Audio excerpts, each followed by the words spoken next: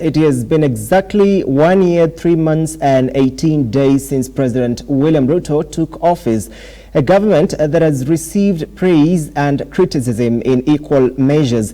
Tonight, we do a comprehensive assessment of the performance of the cabinet in the past 1 year. And of course, that story we'll be watching as we sign out right here on Look Up Weekend. My name is John Matava. Our sign language interpreter has been Josephine Oko. Please make sure that you keep safe. Until then, keep watching.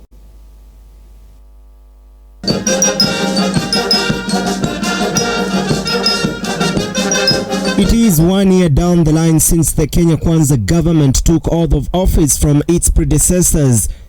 However, the public and various relevant bodies have been keen on weighing the performance of this government in 1 year of service. Several non-governmental organizations have been keen on scrutinizing the performance of the Kenya Kwanza government from different ministers in the government. Through the survey conducted from more than 30,000 Kenyans from all the 47 counties, all the 21 ministers have been ranked according to the performance on basis of their competency to run their docket, dedication to serving the public, as well as the changes realized in their offices of duty. According to TIFA report, Minister of Interior Professor Kithure Kindiki was ranked the leading in the minister's performance in the Kenya Kwanza government with 60%, seconded by his counterpart in the Ministry of Education Ezekiel Machogu. As the minister responsible, that there is no contradiction between the work the Inspector General of Police is doing and the work IPOA is doing and the work the National Police Service Commission is doing. There is no contradiction. I have been to every county and every corner of this country, including the most dangerous operational area.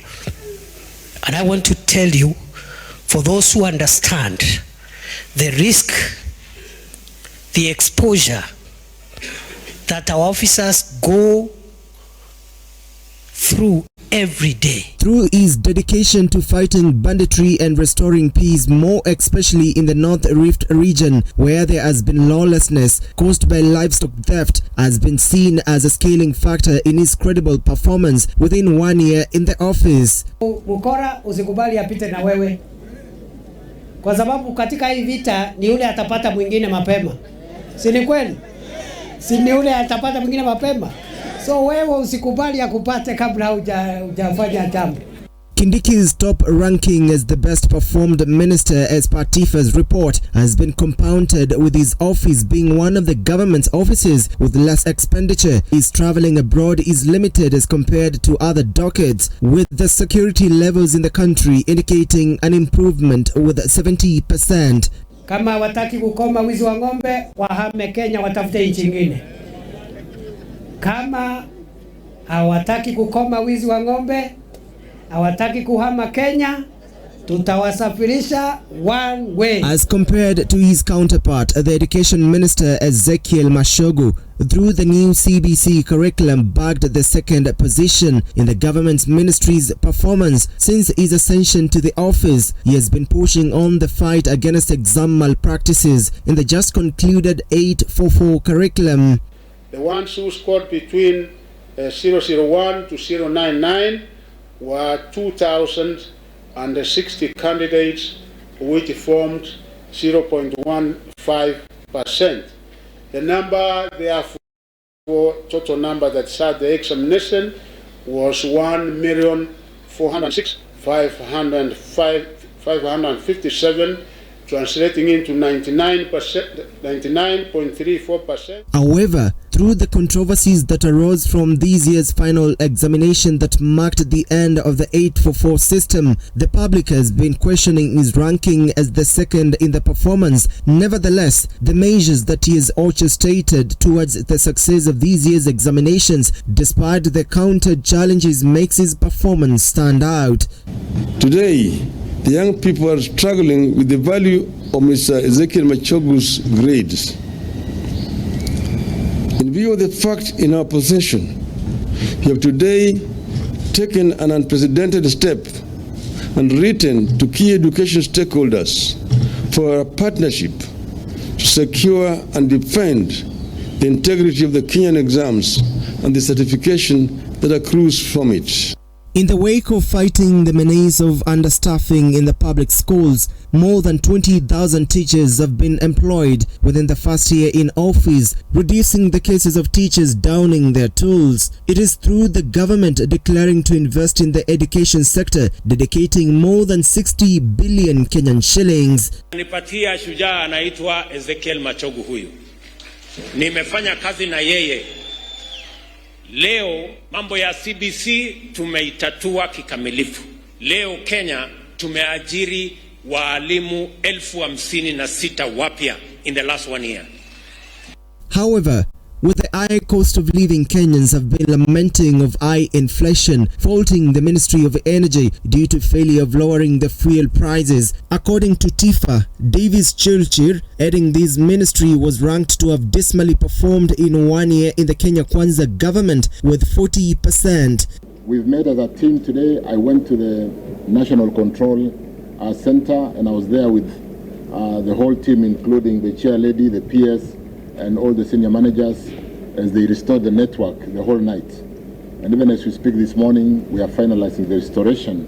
And it is something we must pay attention to as a country so that we build the kind of country we would like investors to be proud of, the kind of country we would like all of us to be proud of, because when there is no power, it impacts on the health institution, it impacts on every walks of life.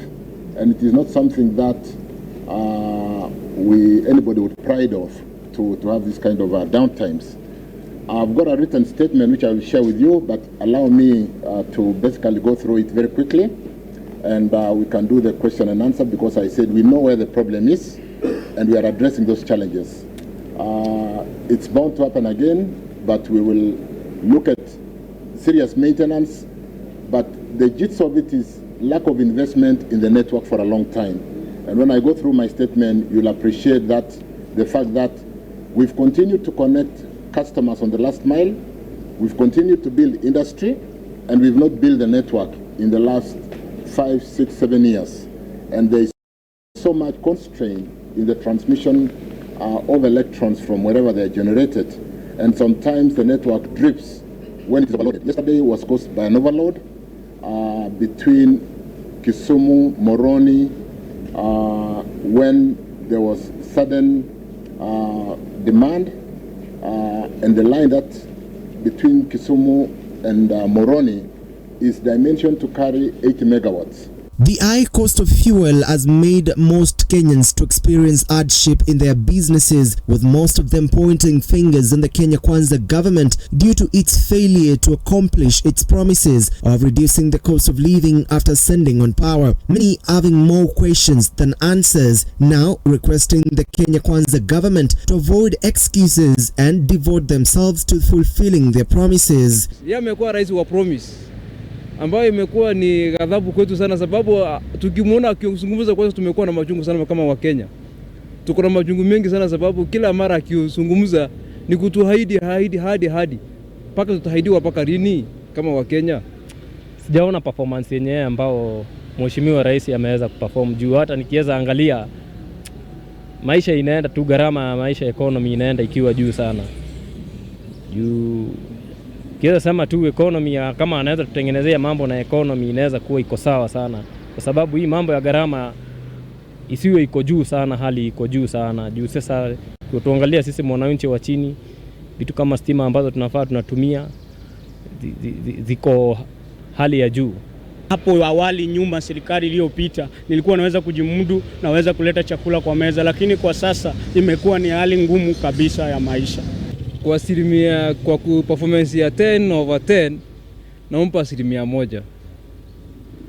Yaani sijawahi ona rais ambaye anaambia Mkenya nikiwekelea Biblia chini maisha itakuwa sawa. Kumbe alikuwa anamaanisha bottom up, ilikuwa kutupandishia maisha sisi raia.